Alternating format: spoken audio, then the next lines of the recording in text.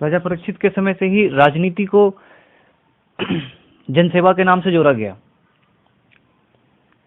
जब हस्तिनापुर का गठन हुआ, जब हस्तिनापुर बने, हस्तिनापुर नरेश ने राजगद्दी संभाली, तो उन्होंने अपने आप को जनप्रतिनिधि कहा, राजा नहीं कहा, शासक नहीं कहा। शासक वो होता है जो सिर्फ शासन करना जानता है, सेवा नहीं। उसे प्रजा के दर्द का एहसास नहीं होता।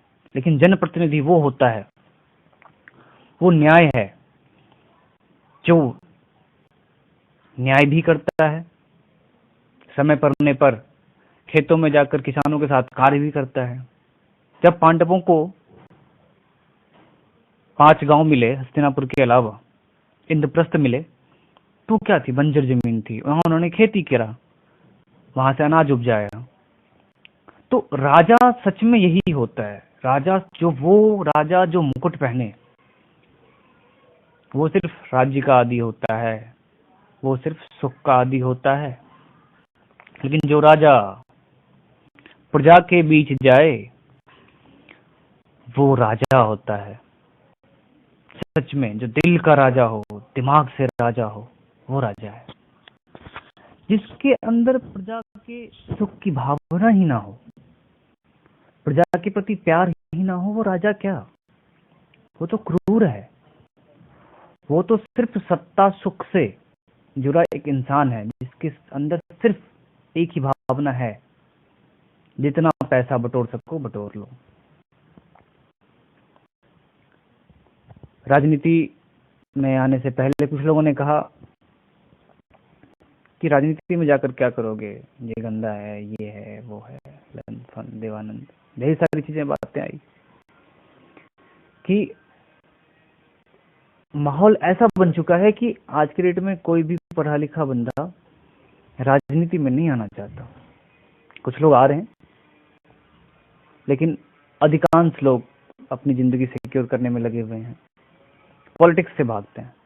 हाँ, आम आदमी पार्टी को एक एक्सेप्शन में छोड़ दें, क्योंकि कुमार विश्वास जैसे लोग कविता पढ़ते पढ़ते विधायक बन गए, तो ऐसे लोगों का कुछ नहीं हो सकता। ये वो लोग हैं जिनकी ताक हमेशा से राजगद्दी की तरफ थे। अन्ना जी तो बहाना थे, इन्हें तो गद्दी हथियाना था। कुमार विश्वास जी अन्ना जी से जुड़े उस टाइम कि करप्शन मिटाओ, देश बचाओ। अब वो सिस्टम का हिस्सा बन गए। अब दिल्ली में देख लो, कांग्रेस समर्थन लें तो फंस रहे, नहीं लेते हैं तो फंस रहे। 700 लीटर एक आदमी पे पानी दे रहे हैं, बिजली बिल में 50% कटौती कर रहे हैं।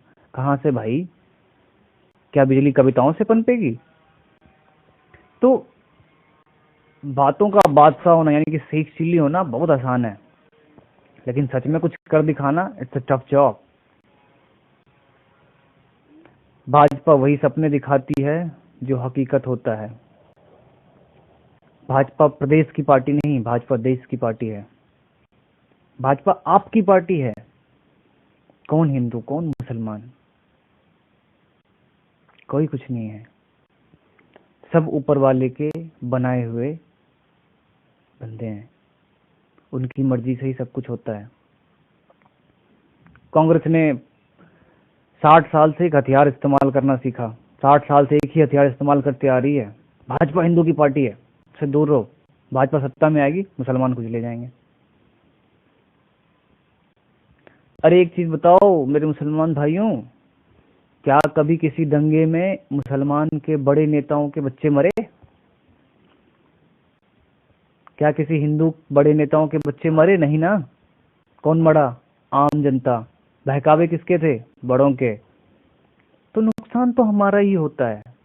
तो हम क्यों ना जगें? हम ऐसी सत्ता का आविष्कार क्यों ना करें? ऐसा सत्ता क्यों ना स्थापित करें जहां पर अमन हो, शांति हो, भाईचारा हो? अगर सच में कोई मुसलमान का हितैषी है तो चुनाव से 6 महीना पहले ही क्यों याद आता उनको? पूरे सारे 4.5 साल कहाँ होती है सरकार? जब सरकार बनाने का समय आता है दोबारा, तो मुसलमान को ये पैकेज, मुसलमान को पैकेज। ये सरकार ये क्या है? मुसलमान यहाँ के बासिंदे हैं, गेस्ट नहीं। मुसलमानों के साथ गेस्ट जैसा व्यवहार करती है Congress, just like a guest, अतिथि